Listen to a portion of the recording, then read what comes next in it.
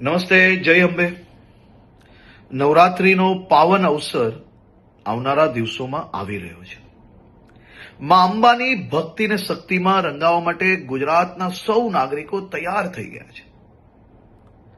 નવરાત્રીના આ પાવન અવસરે સૌ ખેલૈયાઓ દિલ મૂકીને માં અંબાની ભક્તિ ને શક્તિમાં રંગાઈ શકે, ગરબે ઘૂમી શકે તે માટે ગુજરાતના મુખ્યમંત્રી શ્રી ભૂપેન્દ્રભાઈ પટેલના માર્ગદર્શનમાં ગુજરાત સરકારે છેલ્લા અનેક વર્ષોથી નવરાત્રી મોડે સુધી રમી શકે, સાથે સાથે મોડી રાત સુધી નાના નાના વેપારીઓ, ફેરિયાઓ અને જે લોકો દરરોજ આ કામ કરીને એમનું પરિવાર ચલાવે છે, તેમનો ધંધો રોજગાર ચાલી શકે તેની બી ચિંતા કરવામાં આવતી હોય છે.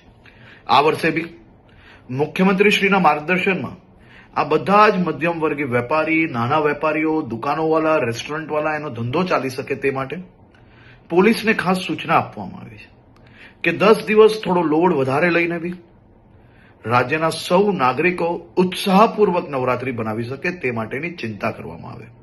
સાથે સાથે સૌ ખેલૈયાઓ અને આયોજકોને બી વિનંતી છે કે આપણું મ્યુઝિક, ડીજે, બેન્ડ આ બધું આપણા જ આજુબાજુમાં રહેતા લોકો, અગર હોસ્પિટલની બાજુમાં આયોજન કરતા હો તો ત્યાં આ બધી જ જગ્યાઓ પર લોકો બીજા જે ત્યાં રહે છે તે હેરાન ના થાય તેની બી જવાબદારી આપણી છે.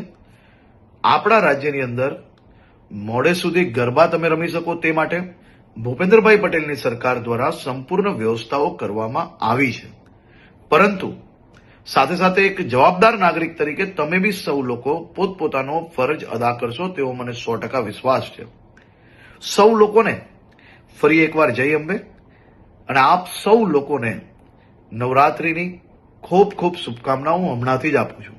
નવરાત્રીમાં દિલ મૂકીને આપ સૌ લોકો માં અંબેની ભક્તિ કરી શકો તેવી આપ લોકોને ખૂબ ખૂબ શુભકામનાઓ.